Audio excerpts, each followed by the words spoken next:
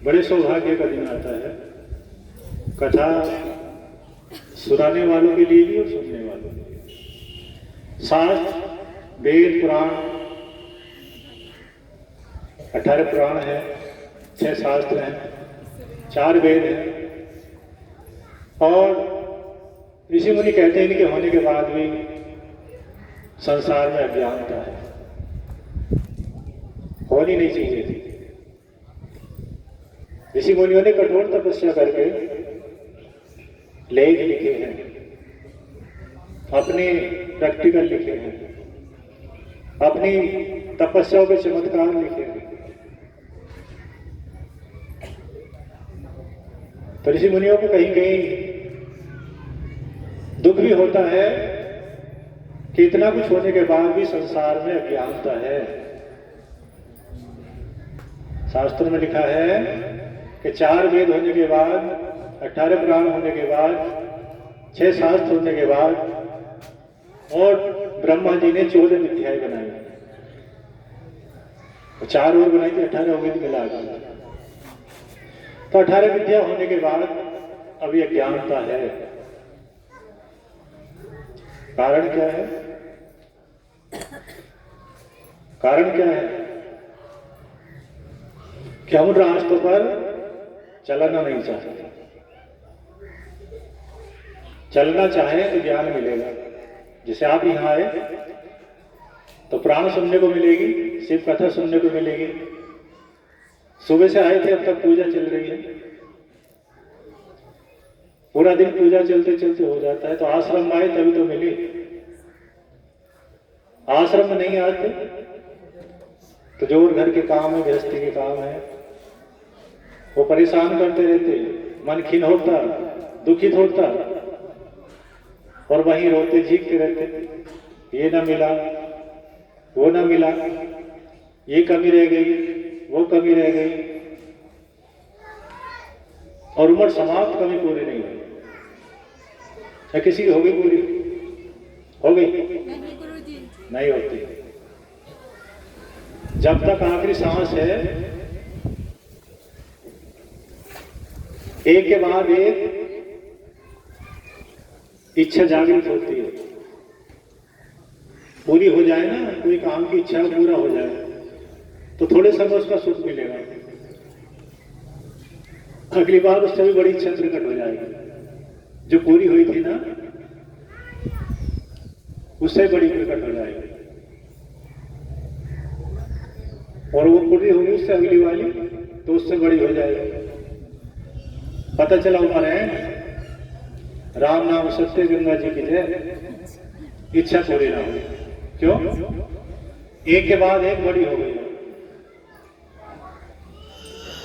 बहुत भक्त आ गए थे, गुरुदेव छोटी सी नौकरी लगवा दो, क्या है सरकारी लगवा दो,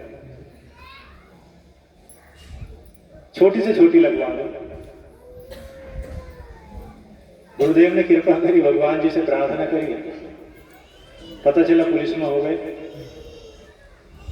घूमते घामते आए गुरुदेव, दरोगा को फार्म डाला, अब दरोगा में लगा कि अभी तो कुछ दिनों पहले कहते कि चपरासी की लगा दो, अब तो पुलिस हो गए तो अब छोटी लगने लगी। पुलिस की लग तो गई, ट्रेनिंग पूरी नहीं हुई, छोटी लगेगी। अब दरोगा को ध्यान हो दिया, दरोगा की लग गई, दरोगा बन गई कुछ सम्मान। गुरुदेव ऐसो को फार्म डाला था और अधिकारी का फार्म डालना था, डिग्री कर रखी है ना मैंने, बोला बुला। तो गुरुदेव ने भी कहना शुरू कर दिया कि भैया ये चपरासी से शुरू हो और अब अधिकारी तक आ गए तो सुख इन्हें नहीं मिला। एक अपने बहुत प्रैक्टिकल है, भक्तों की प्रैक्टिकल है, अपने भक्तों की प्रैक्टिकल है। एक दिन एक आई, गुरुदेव नौकरी लग जा करती थी छोटी मोटी, तो हम बहुत कुछ करेंगे आज से। कृपा कर दी भगवान जी ने, नौकरी लगी। नौकरी लगी, एक दिन आए दोनों पति पत्नी, नाम गांव नहीं बताएंगे। हमने सोचा हो सकता भंडारे के लिए आए हैं, नौकरी लग गई, सरकारी मौज आ गई, बड़े दिनों से परेशान थे। बैठ के बोले गुरुदेव वो पूरी सुनिश्चित ऐसी है नौकरी, दरोगा की क्यों करा रहा? अब कुछ दिनों पहले तो बहुत बड़ी नौकरी थी पुलिस की, अब लड़का हो गया, अच्छी जमीन है, बढ़िया जगह है, नौकरी भी सरकारी लग गई, तो ये सूचना हमारे पास लेकर आए। हम तो सोचे हो सकता खुशी मनाने आए हो, भंडारा करना है, खुशी मनाएंगे, तो वो अपनी अवस्था लेकर आए थे दरोगा की। हम दरोगा फॉर्म डालना उसमें, तो चिंता और इच्छा कभी पूरी नहीं होती। तो चिंता मिट सकती है ध्यान से, भगवान जी के प्यार से, गुरुओं की शरण से, वरना लिखित में ले जाओ, एक मिटेगी तो उससे अगली तैयार हो जाएगी। और क्यों हो जाएगी? एक दिन बताया था, कुछ को याद होगी, कुछ भूल गए होंगे। ये है ना, ये क्या है इसके अंदर? अरे इच्छा यही तो बनती है, पेट में बने। अरे यहाँ सब को तो बने इच्छा इसमें। इसमें शक्ति का वास है, इसमें शक्ति का वास है सभी के अंदर, और शक्ति का कोई पार नहीं है। क्या है? नहीं गुरुजी। तुम्हारा भी कोई पार नहीं है। अपने आप को छोटा समझ लो, लेकिन छोटे नहीं हो। तुम्हारे सबके अंदर ने इसमें शक्ति है, शिव का अंश है। तो शिव का अंश, उसका कोई पार नहीं है। तो इस संसार की जितनी वस्तु हैं शिव की इच्छा पूरी कर देंगे? नहीं कर सकते। तो जब तुम्हारे सबके अंदर शिव है, इसके अंदर, तो जितने संसार के काम है ना, कुछ भी मिल जाए छोटा ही लगेगा। क्यों लगेगा छोटा? वो ब्रह्मांडपति है जो तुम्हारे अंदर है, जो तुम्हारी आत्मा है, वो ब्रह्मांडपति का अंश है, इसलिए पूर्ति नहीं होती। इसके अंदर लगी विराट इच्छा। भगवान जी ने अपने अंश के अंदर एक आत्मा देख के इसके अंदर एक फिट कर दी है, विराट। विराट किसे कहते हैं? बहुत बड़ी इच्छा। उसकी पूर्ति ना तो किसी की आज तक हुई और ना हो। ऋषि मुनियों जो है ना, जो भगवान जी को देख ले, अच्छे संत, ऋषि मुनि, देव ऋषि, महर्षि, ब्रह्म ऋषि, उनकी इच्छा पूरी हो जाती है। उनकी क्या इच्छा है? उनकी क्या इच्छा है ऋषि मुनियों की? भगवान जी को पाना। और जब वो ध्यान में बैठते हैं तो भगवान जी उन्हें दिखाई देने लगते हैं। अब जिसे पाना था वो मिलना शुरू हो गया। पूरी इच्छा यानी लास्ट परब्रह्म परमात्मा से मिलन होना शुरू हो गया। जो सारे ब्रह्मांड के पति है उनसे मिलन होना शुरू हो गया। तो क्या शेष रह गया? पाना। क्या शेष रह गया? कुछ नहीं बचा। पूरे ब्रह्मांड में एक छोटी सी कील भी नहीं बची जो पानी शेष रह गई। सब मिल गया। क्यों? वो मिल गए जो सारे ब्रह्मांड के पिता हैं, पति हैं, गुरु हैं। इसलिए ऋषि मुनि सुखी है। अच्छे ऋषि मुनि सुखी है, उनके पास सारा धन है। जब एक धन मिल गया ना, शिव, उनके ही रूप है, राधा जी भी, राम जी भी, कृष्ण जी भी। कोई से भी भगवान जी के दर्शन होने लगे तो उसे सारे सुख मिल गए और कुछ पाने की इच्छा भी नहीं हुई। पाने की इच्छा शेष नहीं बची। लेकिन उसके अलावा जितने संसार के काम हैं, चाहे नौकरी हो, चाहे बिजनेस हो, चाहे कुछ और पाना हो संसार में, थोड़े समय के लिए सुख लगेगा। 2-4 दिन खुश हो सकते हो, उसके आ गए 2-4 दिन बाद डीजे पर नाचने के बाद फिर रोना शुरू। ये छोटी रह गई, छोटी बिजनेस रह गई, छोटी खेती रह गई, थोड़ी सी जमीन रह गई, 50 बीघे एक बार में खरीद लो। जब तक नहीं खरीदोगे ना तो बहुत लगेगी, बहुत बड़ा फार्म है। लेकिन जब आ जाएगी ना, बैनामा हो जाएगा और थोड़े दिनों बाद लगेगा थोड़ी सी है, उसके पास तो 200 बीघे है, तो 50 ही रह गए। रो ना सो, 2-4 दिन में हो जाएगी 50 बीघे लेके। तो सारे सुखों की जड़ है शिव और सारे दुखों की जड़ है संसार की वस्तु को पाना। पाओ, ऋषि मुनि मना नहीं करते मत पाओ, लेकिन उनमें मन मत लगाओ, इसे मत फंसाओ। गीता में लिखा है,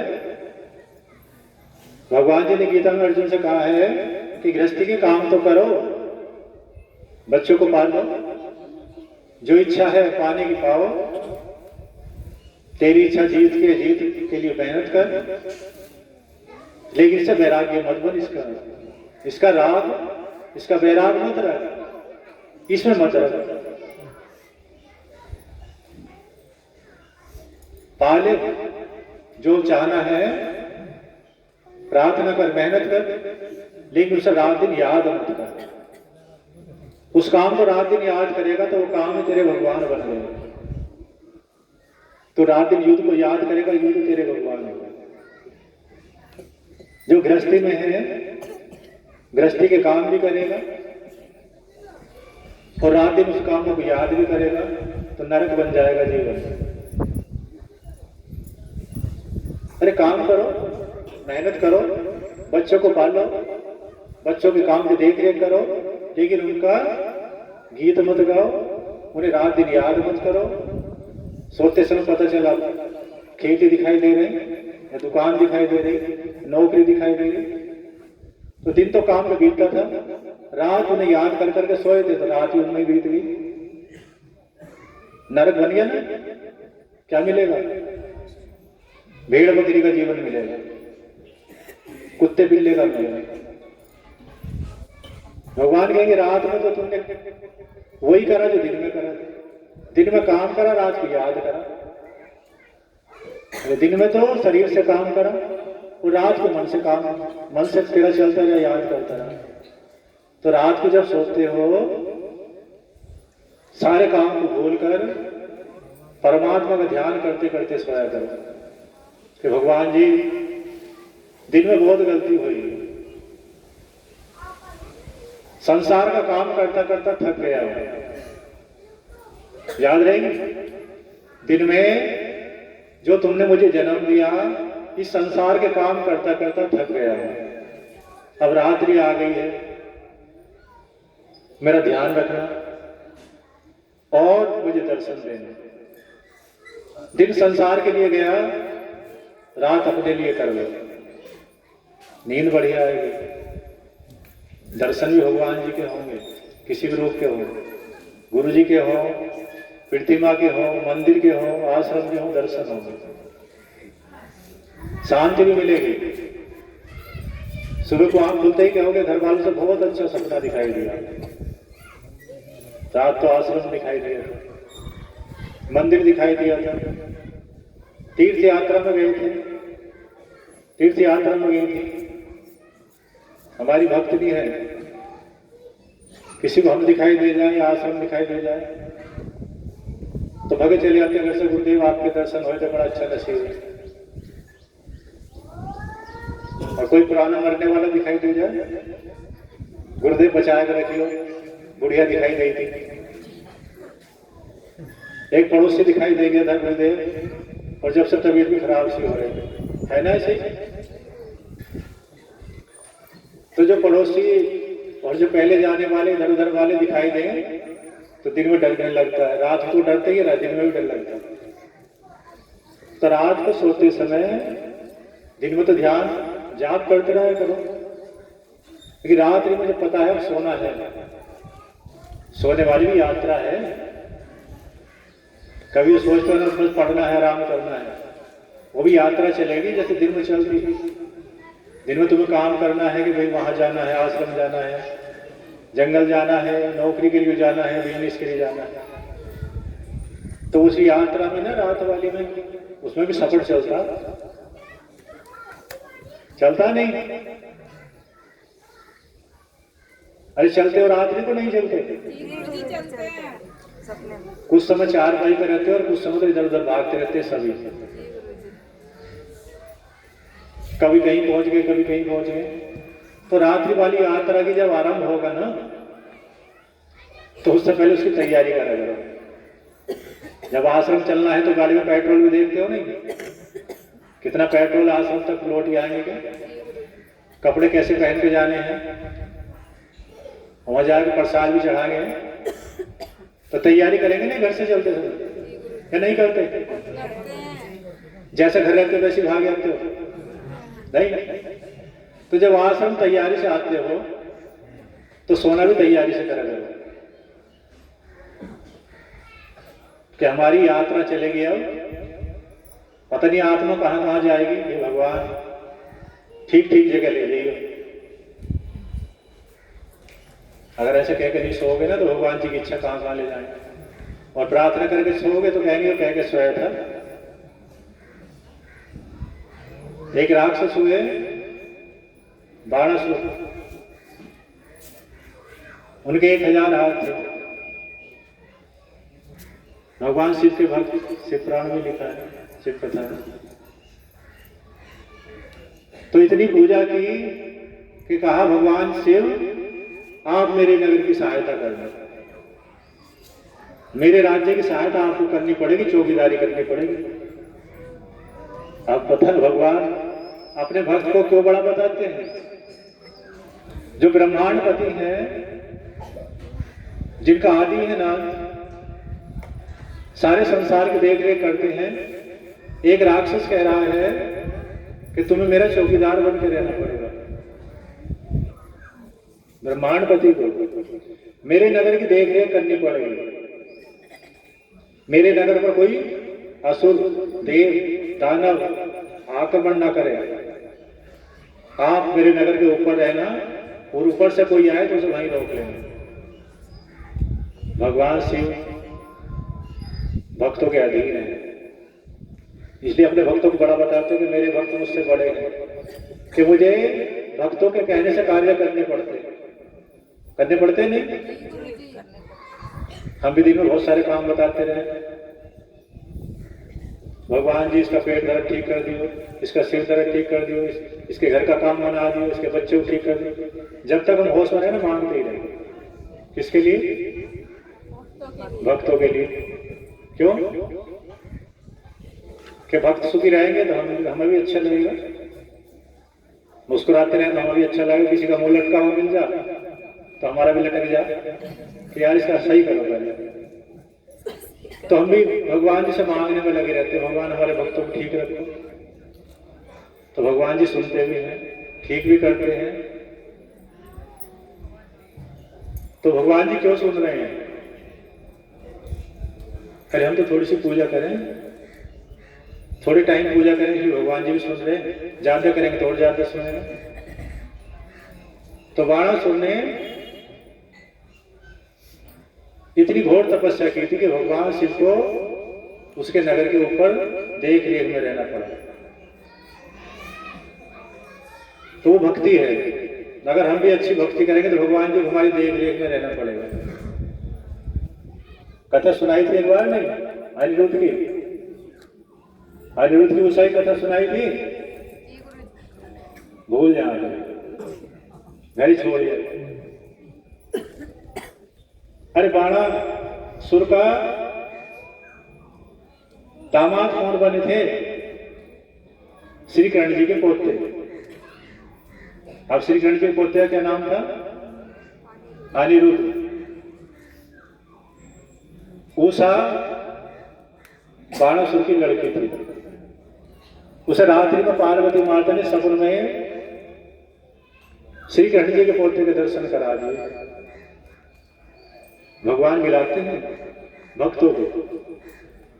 जो अच्छी पूजा करते हैं उनके घर जो आत्मा आएंगी, वो तपस्वी आएंगी, पुजारी आएंगे, और जो पूजा नहीं करते उनके घर भैया आत्मा आएंगी। अंडे खाता तो अंडे खाने वाली, मुर्गे खाता तो मुर्गे खाने वाली। जन्म थोड़ा बोलना सीखेगा, मुर्गा लाओ। जैसा खाएंगे ना वैसी आत्मा उनके घर आएंगे, लाओ हमें भी दे दो। और भक्ति करेंगे तो भक्ति आत्मा आएंगे। भक्ति करने वाली बचपन से पुजारी मिलेंगे। चलना बोलना सीखेंगे तो जय भोले, जय राधे, जय राम, जय श्री कृष्ण कहते मिलेंगे छोटे छोटे बच्चे। तो उषा तपस्वी राक्षस के घर आई बाणासुर के, तो माता पार्वती की बहुत पूजा करते थे।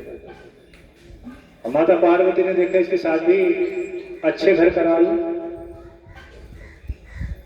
तो पार्वती माता ने उषा को रात्रि में सपने में शीश गणेश जी के पोते के दर्शन करा दिए अनिरुद्ध के। सुंदरता का पार नहीं था। उषा ने देखा जब आंख खुली कि ये लड़का है कहाँ जो मुझे सपने में दिखाई दिया। संसार इधर से उधर हो जाए, रात दिन एक कर दो, ये लड़का चाहिए, शादी इससे करनी है। अपनी सखी बुलाई चित्रलेखा कि सखी रात एक लड़का दिखाई दिया, राजकुमार, कामदेव के समान सुंदर, उससे शादी करनी है। और तू उड़ना जानती है, तुरंत ले आ। कि कहाँ से लाऊं, कौन है ये मुझे पता नहीं। भगवान तेज बहुत दिखा तो दिया, माता जी ने परिचय नहीं दिया। हमें भी कभी कभी कुछ दिखा दे तो पूरा परिचय ना देते, आदि छोड़ दे कि भक्तों को बताई करेगा, भक्त और पीछे पड़ जाएंगे और बताओ।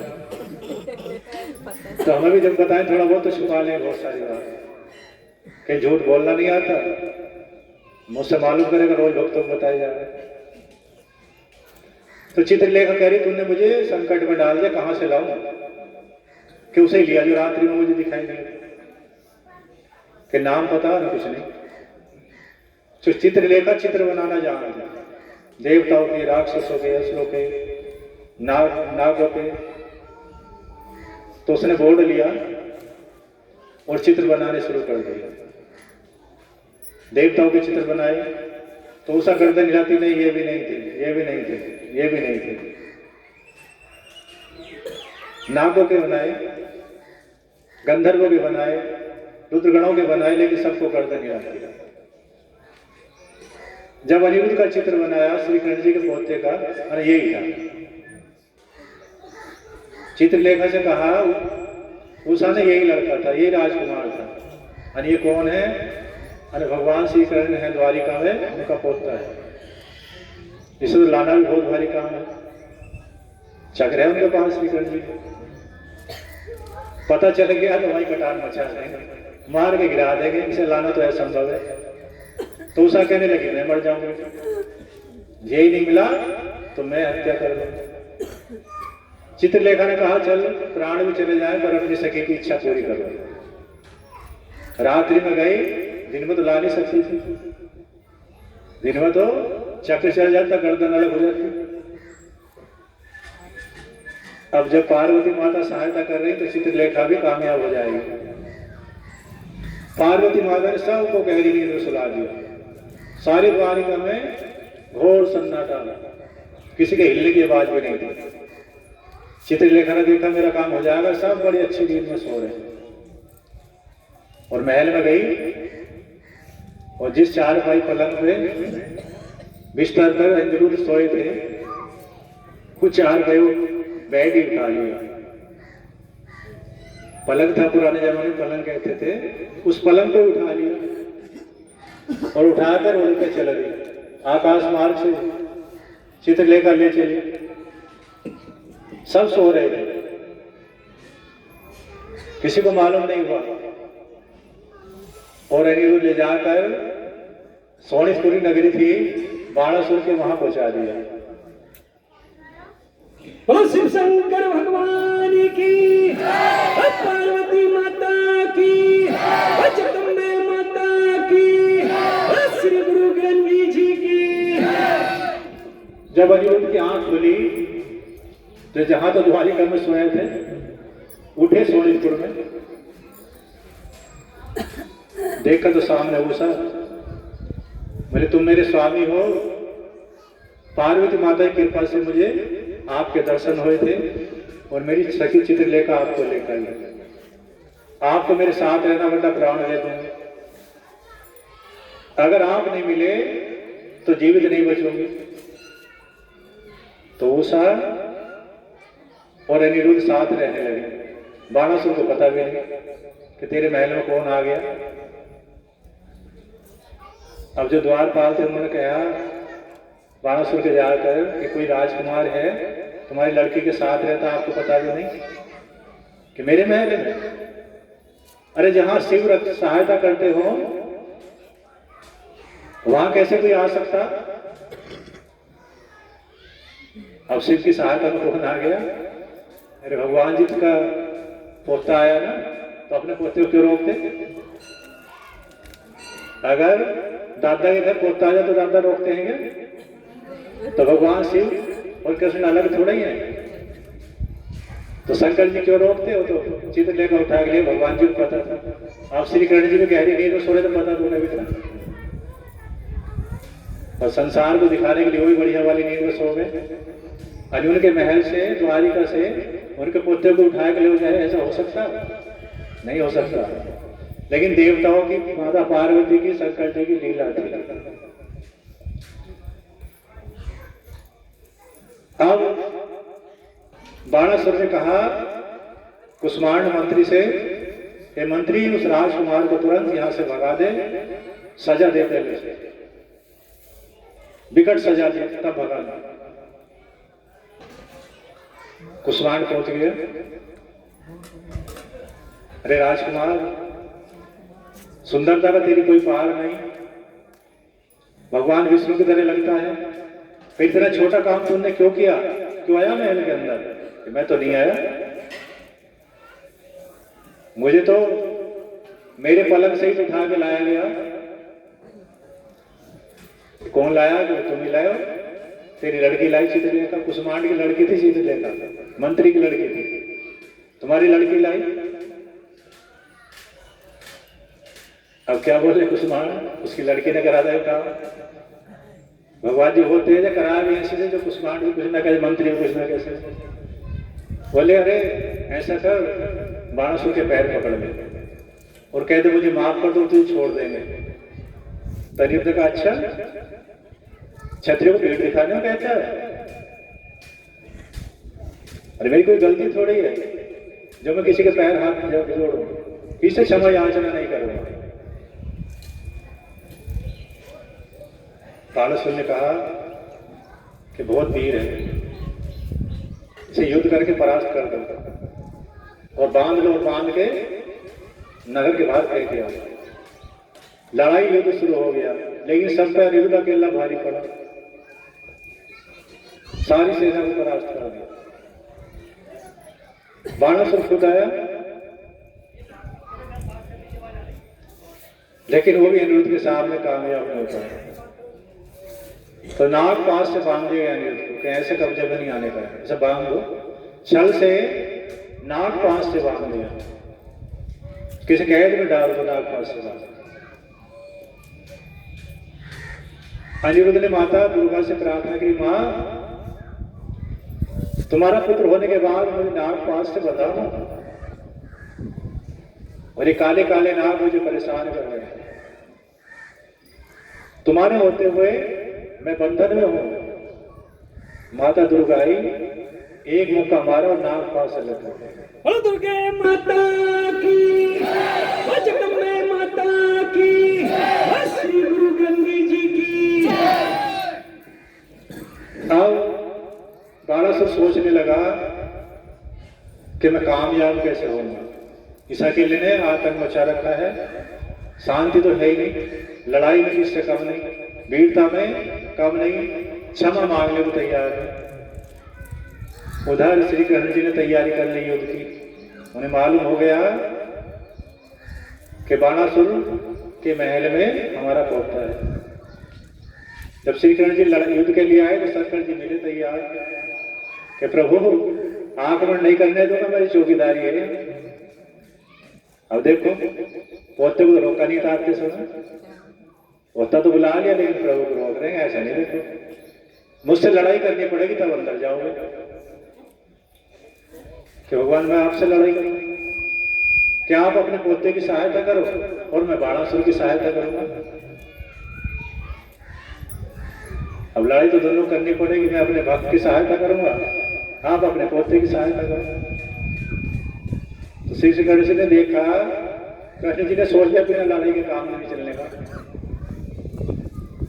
तो भगवान शिव का और श्री कृष्ण जी का युद्ध शुरू हो गया। किसके कारण शुरू हुआ? भक्तों के कारण। भगवान जी लड़ पड़े। अपने आप को छोटा मत मानना करो, भक्ति करते हो तो बहुत बड़े हो, भगवान जी को लड़ा दोगे आपस में। भगवान जी को लड़ना पड़ गया अपने भक्ति कारण। वो भक्ति की शक्ति है। अब शिव ने इशारा दिया, जैसे एक दिन हमने बताया था, माता ने इशारा दिया था कि मार दो, मुंह से कह रही मत मारो और आंखों से कर दो काम, बताया था पिछले मंगलवार। तो भगवान शिव ने इशारा दिया कृष्ण जी को कुछ कर दो, मुझे मूर्छित कर दो, वरना होश में रहूंगा तो लड़ जाऊंगा, होश में रहा तो लड़े जाऊंगा, आप भी लड़े जाओगे। हार तो किसी के होने के नहीं, हार तो ऐसा संभव होते हैं कि। तो श्री कृष्ण जी ने जब महाराष्ट्र छोड़ा और शिव को मूर्छित कर दिया, निंद्रा में कर दिया। शिव सो गया, सो गए। अब देखकर श्री कृष्ण हो गया, कहाँ नींद आ गई। अब आंखें मार कर दिया, सोनितपुर पर श्री कृष्ण जी ने आंखें बंद कर दिया। जो सामने मिला उसे ही चक्र कैसे काट गिराया। सेना बढ़कर एक से बढ़कर एक सेना। जब सेना मारी जा रही थी तो बाणासुर खुद आ गया। कितने हाथ थे बाणासुर के? अभी बताए थे कितने थे? 1000। 1000 हाथ थे। अब 1000 हाथों वाला जब सामने दिखाई दिया तो श्री कृष्ण ने देखा इसके हाथ काटने में बहुत देर लगी। तो श्री कृष्ण ने चक्र छोड़ दिया कि चक्र इसके हाथ गिरा दे जल्दी जल्दी। तो 1000 हाथ जैसे कट रहे थे, 2 बचे थे। शंकर जी होश में आ गए और खड़े कर बोले रुको रुको रुको, 2 छोड़ दो और गर्दन भी छोड़ दो। इन 2 काटे गर्दन भी जाता है। श्री कृष्ण जी कहने लगे कि प्रभु क्यों, क्या मारो ना? नहीं मारो, मेरा भक्त है। अब देखो कितनी भुजा कटवा दी, कितनी कटवा दी? 998 कटवा दी। जब जाके जब 2 बची कि प्रभु इसे मैंने ही 1000 भुजा दी थी। और जब 1000 भुजा पाने के बाद इसे घमंड हुआ, पर्वतों को उखाड़ लिया, देवता को सता दिया, जिसे देखा उसे फेंक दिया उठाकर, किसी को बसल दिया। इसके सामने जब कोई ना टिका तो मेरे पास आ गया और मेरे पास आके कहने लगा हे प्रभु 1000 हाथों का भार सहन नहीं हो गया, किससे युद्ध करूं, कोई मिल नहीं रहा। जहां जाता हूं हाथ जोड़ के खड़ा हो जाता, पहाड़ पर जाता हूं उखाड़ के फेंक देता हूं। अब क्या करूं? खुजली आ रही, इन हाथों में 1000 में खुजली आ रही। तो शिव को क्रोध आ गया कि जिसने दी उसके पास आके हिला दी, अब मैं मिला युद्ध करने के लिए। प्रभु क्या करूं? अब जब ताकत सहन नहीं हो रही, 1000 भुजा सहन नहीं हो रही और आपके अलावा कोई संसार में जीत नहीं रहा, तो तब शिव ने कहा कि इसके काटने वाला थोड़े समय में तेरी सोनितपुर में आने वाला है। तो हे कृष्ण जी, ये मैंने ही श्राप दिया था, मेरी तरफ आगे हिला दी किसने? तो अब ये 2 छोड़ दो, इसे भी छोड़ दो। तो श्री कृष्ण जी कह लगे प्रभु बिना आपके मैं नहीं आया, बिना पार्वती माता के तो मेरा पोता नहीं आया और बिना आपके मैं नहीं आया। आप कहते हो तो नहीं मानूंगा। और शिव कहने लगे बाणासुर से, अरे पुत्र पैर पकड़ ले, प्रभु है, साक्षात भगवान विष्णु है, 1200 पैरों में लेट गया, प्रभु मुझे माफ कर दो, मुझे मत मारो, और आप तो मेरे रिश्तेदार बन गए, अपनी लड़की की शादी कर दो। भगवान शिव ने कहा कि तेरे भाग्य अच्छे हैं जो भगवान जी का पोता तुझे रिश्तेदारी करने को मिला। दोनों की मित्रता करा दी और 1200 श्री कृष्ण जी को लेकर अपने सोनितपुर में गया, सारी सेना को लेकर गए। फिर तो बारात बन गई, जो सेना युद्ध करके आई थी फिर वो बारात बन गई। भगवान शिव ने अनिरुद्ध की और उषा की शादी करा दी, और भगवान शिव और ब्रह्मा जी और देवताओं ने सबसे खुशियां मनाई। एक तरफ भगवान जी का पोता, दूसरी तरफ माता पार्वती की विकट तपस्वी पुत्री उषा। तो शादी बड़े धूमधाम से हुई, विवाह। 1200 ने बहुत दान दक्षिणा दी श्री कृष्ण जी को और बड़े सम्मान के साथ अपनी पुत्री को विदा किया। तो भक्ति वो है, अगर करोगे तो आने वाली जो संतान आएंगी, जो भी आत्मा आएंगी वो अच्छी आएगी,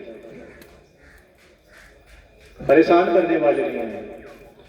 और जब उनकी शादी होगी, जैसे जन्म हुआ भगवान की कृपा से, तो शादी भी उनकी इच्छा से होगी, अच्छे संबंध मिलेंगे, अच्छे घर मिलेंगे। तो जो आत्मा तपस्या में लगी है वही धन्य है, पूजनीय है, महान है। और बाकी आत्माओं के बारे में ऋषियों ने लिखा है कि वह आत्मा पाप आत्मा है। उन आत्माओं को जो भक्ति में नहीं लगेगी, भक्ति नहीं करती, उन्हें पाप आत्मा कहा जाता है, वो पाप में लगे। इधर सताना, उधर सताना, इधर मारना, उधर मारना, रात दिन दूसरों का बुरा करना। जो पूजा भक्ति में लगेंगे वही अच्छे काम कर सकते। जिनका पूजा में मन ना हो उनसे अच्छा काम होता ही नहीं। झूठ कपट छल ढोंग कहीं ना कहीं चलता ही रहेगा। जो अच्छे आदमी है तो भगवान जी कहीं ना कहीं गुरु और भगवान दे देते हैं। तो तपस्या में लगे रहोगे तो शास्त्र में लिखा, पुराणों में लिखा कि एक पीढ़ी नहीं कई पीढ़ी सुधर जाती है। जो राक्षस भी तपस्वी बने ना, उनके लड़के भी तपस्वी, पोते तपस्वी, पड़पोते तपस्वी। वो जो राक्षस अत्याचार में लगे तो उनका लड़का भी अत्याचारी, पोता भी अत्याचारी, पीटते रहे देवताओं से, काटते रहे, मरते रहे। तो आज से नहीं, जो भक्त पूजा नहीं करते, जो पूजा पाठ में मुझसे नहीं लगी, उन्हें लग जाना चाहिए। भगवान जी के किसी भी रूप की पूजा करो। सनातन धर्म की भक्ति जब से संसार बना तब से आज तक चल रही है, बदली नहीं। जो काम सतयुग में होते थे, यज्ञ, संध्या, वंदन, ध्यान, मनन, कीर्तन, वही त्रेता में होते थे, वही द्वापर में होते थे। और इस जो अभियुग चला कलयुग, वही अब चल रहा है। सनातन धर्म में वही पूजा चल रही है। जब से संसार बना था तब से अब तक वही चल रही है। और जो और पूजा के नियम गुरु जी अलग बता दें। यज्ञ मत करो, दीप मत जलाओ, देवताओं को मत मानो, और जो पुरानी पूजा चलती थी छोड़ दो। तो वहां की कोई गारंटी नहीं है।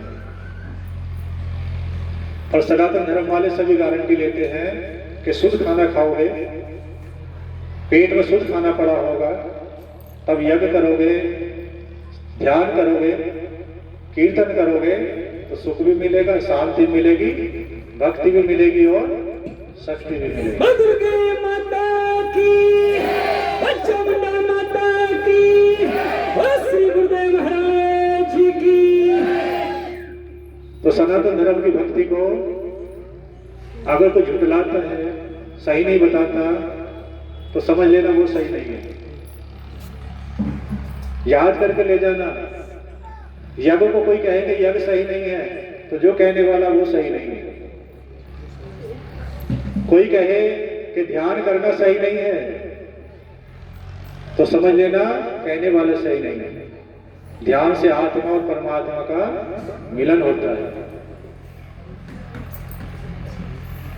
चलते सोते जागते जाग क्यों बताते हैं कि जाग के अगर प्रैक्टिस हो जाए तो नींद में भी चलेगा, काम करोगे तब भी चलेगा। क्यों? प्रैक्टिस हो गई। बताते ना, अगर प्रैक्टिस हो जाए तो तुम्हारा दूसरा भी काम चलता रहेगा, वह भी चलता रहेगा। चलेगा नहीं? चलेगा। अगर ध्यान जाप में लग गया, अगर तुम घर का काम कर रहे हो तो घर का काम भी चलता रहेगा और जाप भी चलता रहेगा। बैंक में कैशियर आपसे बात तो करते रहेंगे और नोट गिनते रहेंगे, गिनती गलत नहीं होगी और बात भी पूरी चलती रहेगी। क्या कर लिया उन्होंने? अभ्यास, प्रैक्टिस कर ली, और वो प्रैक्टिस बनी रहेगी। करके देख लो। अगर शिव शिव कहने की आदत हो गई, या राधे राधे कहने की आदत हो गई, राम राम कहने की आदत हो गई, सिर झुकाने की आदत हो गई ना, तो झुकाना ना चाहोगे ना तो भी झुकता रहेगा। कहीं कहीं ना जिधर को जाते हैं कहीं भी सिर झुक जा और झुकता चला जा, तो आदत बन जाए सिर झुकाने की, तो किसी की भी आदत बनेगी झुकेगा उसे। और जिसे सिर झुकाने की आदत ना हो, मंदिर आ जाओ, कुछ भी आ जाओ, आश्रम आ जाओ, नहीं झुकाएगा, क्यों? प्रैक्टिस ही नहीं। बचपन में एक बार पिताजी ने कहा कि नहर पास में है, इन्हें पशुओं को ले जाओ, भैंस थी बहुत बड़ी, भैंसों को ले जाओ और जल पिला लाना, थोड़ी देर घुमा लेना। तो घुमाने ले गए, छोटी क्लास में पढ़ते थे,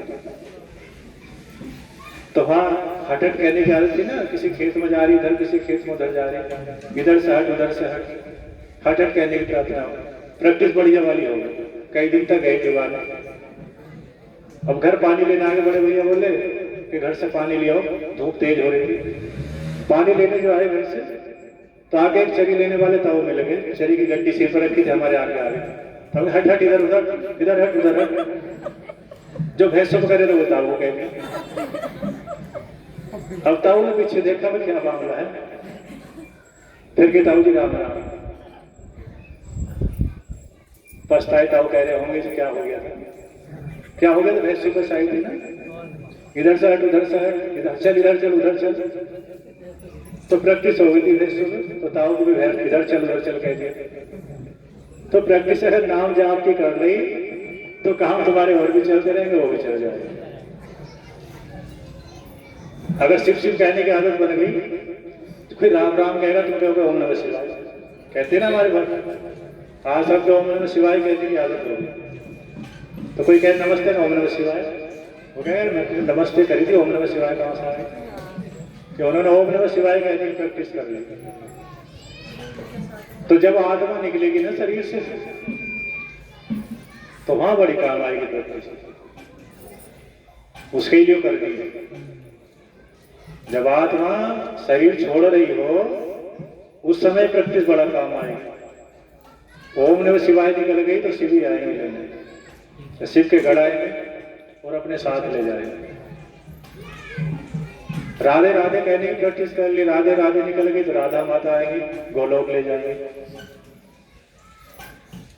राम राम कहने की आदत डाल ली तो राम जी आएंगे, बैकुंठ ले जाएंगे, भगवान विष्णु का धाम। तो प्रैक्टिस प्रभु के नाम की कर रहे हो, इससे आत्मा का उद्धार हो सकता है, प्रमोशन हो जाएगा, वरना आत्मा का डिमोशन तो होना ही है। शिव नहीं मिले, भगवान नहीं मिले तो लिखित में ले जाओ, डिमोशन होगा, प्रमोशन नहीं होगा। और हमने अभी बताया था पुलिस से दरोगा सब बनना चाहता है, लेकिन सिपाही से नीचा पद नहीं चाहते। दरोगा नहीं चाहता तो पुलिस में हो जाऊं, चपरासी बन जाऊं, चाहेगा ऐसे बन जाऊं। तो अपनी आत्मा को चाहो कि ऊपर ही ले जाएंगे, नीचे नहीं जाने देंगे। और ये तभी होगा जब तन से घर वालों के लिए काम करो और मन से अपने लिए करो। अब आश्रम आए, घर वालों का काम 6 दिन तो करा था, आज का काम अपने लिए हो गया, आत्मा के लिए हो गया और घर वालों के काम भी आएगा। ये मत समझ लेना हमारी काम आएगा जो आज हम आए हैं, बच्चों के काम भी आएगा, दादा के काम भी आएगा, दादी के काम भी आएगा, जो मर गए ना उनके काम भी आएगा। पूजा उन्हीं के काम भी आती है जो लोग कहते हैं पितृ, सब डराते ना तुम्हारे पितृ बिगड़ गए, तो उनकी मुक्ति हो जाती है। तो तुम जो पूजा करने आए हो, घर वालों के काम भी आ रहे, तुम्हारे काम भी आ रहे। बोलो शंकर भगवान की। भैया ये जो बहन हनुमान जी के पास से वो तिलक लगाई, यहाँ से हट जाएंगे। शिव कथा में